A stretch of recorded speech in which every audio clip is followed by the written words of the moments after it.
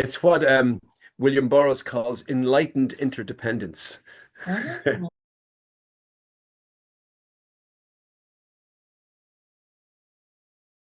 My gonna, dog's joined us.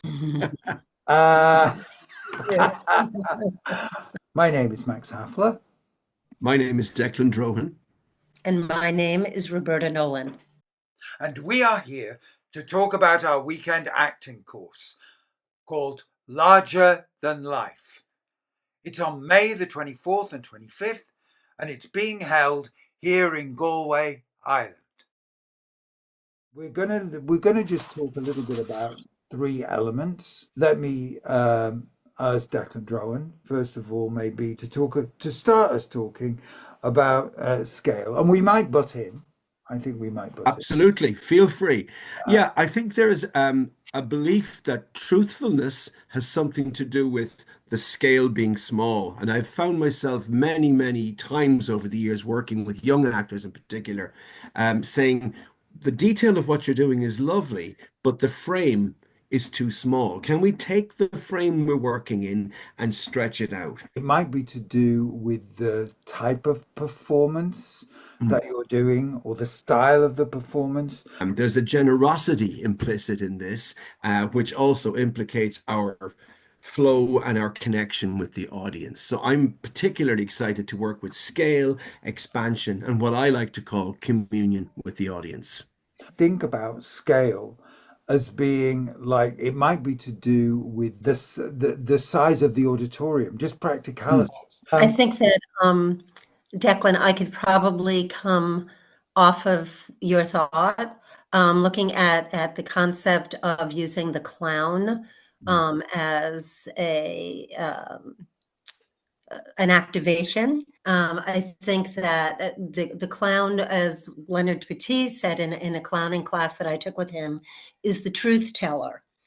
And it's important to stay in this state of expansion because through expansion, that's where we really reach out and we embrace the audience, enticing them to become part of the greater expansion of the performance. I remember being a young dancer performing with the Bolshoi on the stage at the Met in New York. And when that curtain went up for the first time and I was standing on the stage and looking out at the audience in the Met, you automatically expanded to meet the space. So I think it's very important for performers to consider these. So the thing I'd like to talk about is the importance of voice in all this, and how when because like Declan was saying, we're having this. There is this kind of feeling that that people, performers, are often unsure about what their scale can actually be within any form of media or in any style, depending on the size of the room or whether you're doing theatre or television or film. I just feel that with the voice, we're too afraid of putting on a voice, of our voice not coming from deep within us. Radiating your character. Your voice is all part of that. It's not just a question of having an accent. That is like a clothing. It helps to create a character. But it isn't everything.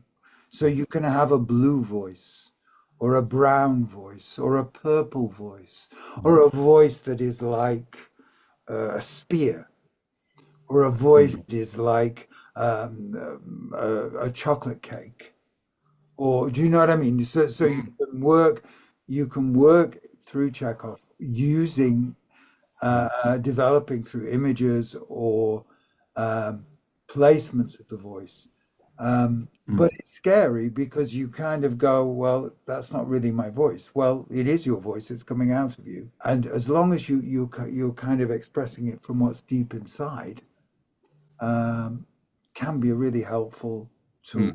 And the question of if you've gone to all of this trouble and business with me and Roberta of expanding your body and playfulness, can your voice match that? And then can you sustain it over the duration of the performance? Yeah. I had a colleague who used to say, they used to say theatre is about suspension of disbelief. And he said, no, theatre is about building belief. So if this expanded world is different from our day-to-day small world, how do we build belief in this bigger, more spacious, more luxurious world? The realism that so many people aspire to is not going to be effective playing the beggar woman who is death in Blood Wedding, thinking about her everyday life because she doesn't have one. Like the clown's nose, the voice becomes a mask. And because it can do that, it gives us tremendous freedom to step into our creative individuality and find what this particular voice at this moment might mean. And while it's expanded and larger than life, it's also, for that moment, truthful.